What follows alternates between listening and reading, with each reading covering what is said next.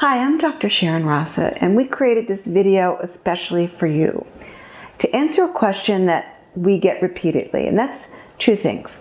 What do you do there, and can you help me? And so I wanted to start by just sharing with you, we really have come full circle. You can see here, eat this root back in 1000 AD, they say that root was heathen. Here say this prayer, 1850 AD, that prayer superstition. Here drink this potion, 1940 AD, that potion is snake oil. Here swallow this pill, 1985, that pill is ineffective. Here take this antibiotic, 2000 AD, that antibiotic is artificial. Here eat this root. So if you came to our website, you probably got here through two ways. One is many of you know that or follow the work of Dr. Dietrich Klinghardt, and I've been a student and continue to be a student of his for now 15 years.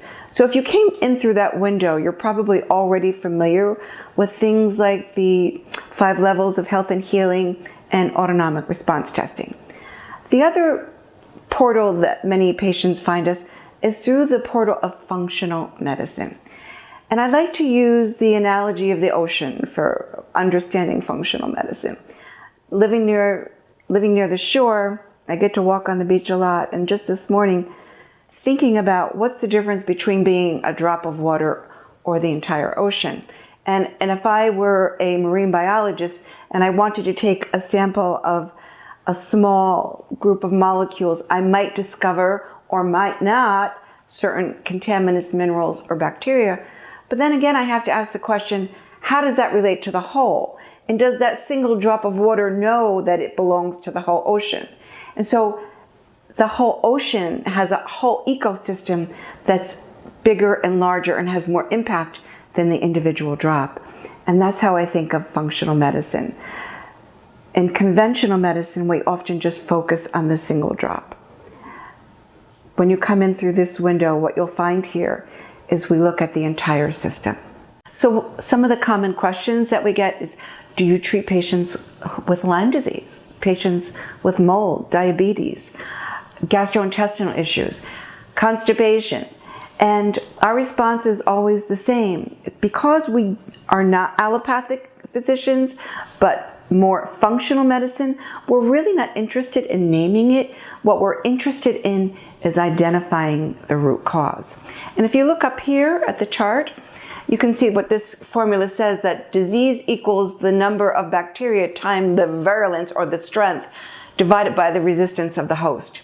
And so in our model, it's always about not only identifying the root cause, but working with the body's innate biological systems that help us build the resistance of the host.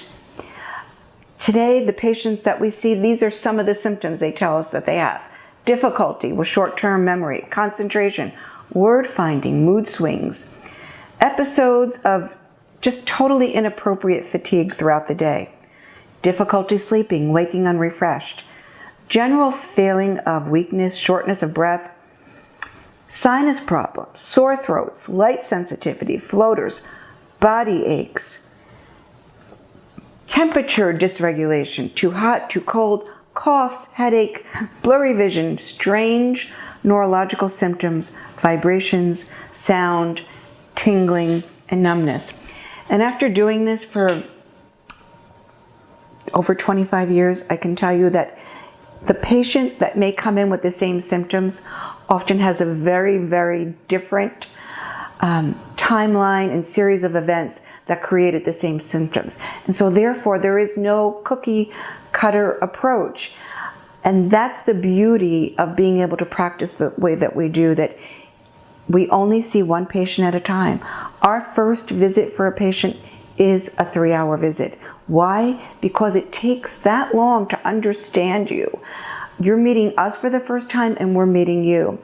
And oftentimes there's an educational process where we begin to educate you about things like the 5 levels of health and healing model created by Dr. Klinghardt. And many people are often surprised to learn that there's a dental component.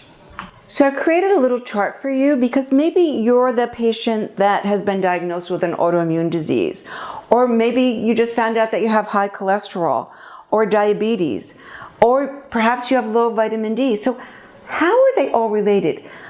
This little chart gives you a really great idea. If we just look here at the center of the digestive system, in the new frontier of medicine, we're now looking at something called the microbiome. And this microbiome is the ecosystem that makes up our gut, which influences every function in the body. And you can see here, under digestive system, whether it's stomach acid imbalance, or you have a gallbladder issue, or food intolerances or sensitivities, look how that impacts nutrition, blood sugar, hormones, immune system, emotional dysfunction, the whole adrenal thyroid axis, and even the brain and nervous system. When you have a chance to learn about the 5 levels of health and healing, certainly one of the levels that we consider, and especially myself as a chiropractor, is the structural component. But my real interest in that really has to do with the autonomic nervous system. And perhaps you've heard about the sympathetic and the parasympathetic system. We use something called heart rate variability to help identify which one of these may be dominant in our patients, because we all know that we have this in our lives. And we hear so much about how stress impacts everything. But have you actually thought that we can divide stress into physical stress, chemical stress, electromagnetic stress, psychic or mental stress, even nutritional stress, and something called thermal stress? And this has to do with those body temperatures and regulating them for optimal function. So you're probably asking the question, well, how do we do this? And I can tell you that the answer to that is an evolving answer, because not only have I changed through the years, but our understanding of how health works has changed. So I really like to stay on the cutting edge of what's coming down with new technologies, while always being mindful of the basics and some of the oldest systems of healing on the planet, like Ayurveda and acupuncture.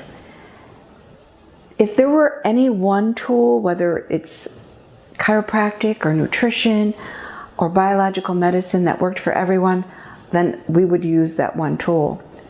Sadly, in this challenging environment that we find ourselves in, and with each of us with biological individuality, we find it takes many tools.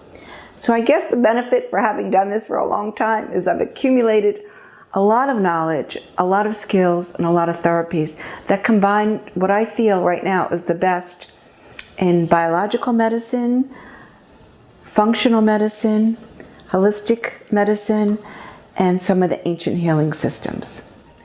So how do we get well? The first thing we have to consider is that there are stages of health. Clean out, repair, rebuild. Clean out what? Well, we have to consider parasites, yeast, mold, funguses, metals, viruses, bacteria, staph, stress, emotional toxins, and environmental toxins. Repair what? We have to do supportive therapies, lymphatic drainage, liver, gallbladder, kidney, metabolic pathways. So when we actually get to rebuilding, and then we have to consider maintaining. And there are different pathways and supportive therapies that we can introduce on a daily basis. And that's part of what we'll be teaching you if you decide to become a patient at raSa Health. One of the common questions that we get, and it's on all of our minds, is what can I eat? Because we certainly know that food is an important step in not only our getting well, but maintaining our health. And so in our next video, we're going to introduce Mary Jo Kurtz, and she's going to talk to you about how we address that specifically in our office.